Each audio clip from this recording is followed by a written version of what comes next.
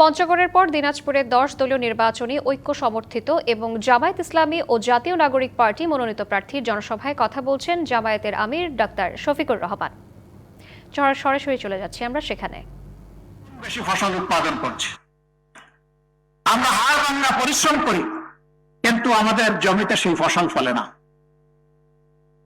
আমরা চাই উত্তরবঙ্গ হোক আমাদের কৃষি শিল্পের রাজধানী। আমরা সেই শিল্পই এখানে গড়ে তুলব ইনশাআল্লাহ। কৃষিকে আর পুরানো ধাঁচা এখানে চালানো হবে না।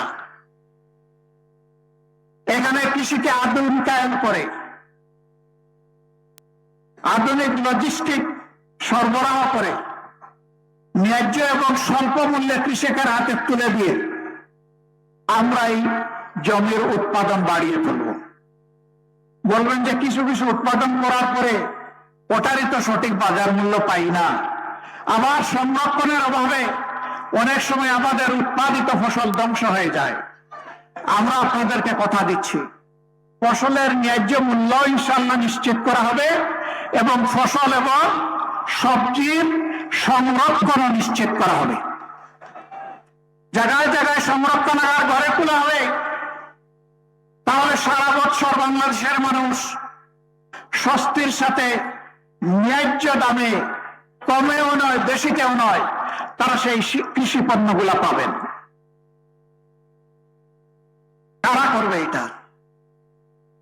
যারা মানুষের তকদির নিয়ে টানাটানি করে তারা, নাকি যারা আল্লাহকে ভয় করে মানুষের আমানত রক্ষার জন্য সদা ভীত সন্ত্রস্ত থাকে তারা?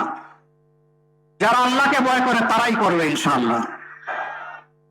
বিদেশ থেকে দেশে রেমিটেন্সের টাকা আসে নিরাপদে, তাই আজই আপনার আপন। দিনাজপুরের মানুষ শিক্ষিত এবং ভদ্র, এখানে কোনো চাঁদাবাজি হয় না। ও মা, এখানেও হয়? শিওর? আরো বেশি? বেশি না কম? আচ্ছা, এটাও বাদ দিলাম, হয় এটা ধরে নিলাম। ছাতাবাজিকে ভালোবাসেন যারা, তারা একটু হাত তুলেন দেখি। ছাতাবাজের বন্ধু হতে যারা রাজি, তারা একটু হাত তুলেন। আসলে ছাতাবাজরা এত জ্বালাইছে, কোন জায়গায় হাত তুলবে আর কোন জায়গায় নামাবে অনেকে সেটাই টের পাচ্ছে না। ছাতা নিয়ে মানুষকে দিশাহারা করে ফেলেছে। পিঠাপুলির একটা দোকান নিয়ে আমার একটা মা বসেছে রাস্তার পাশে ফুটপাতে, ছোট্ট একটা ভ্যানের উপরে, সেইখানে আসে চাঁদা ছয়। লজ্জা হয় না? এই মাকে আমার দেশ এখনো সম্মানিত করতে পারেনি।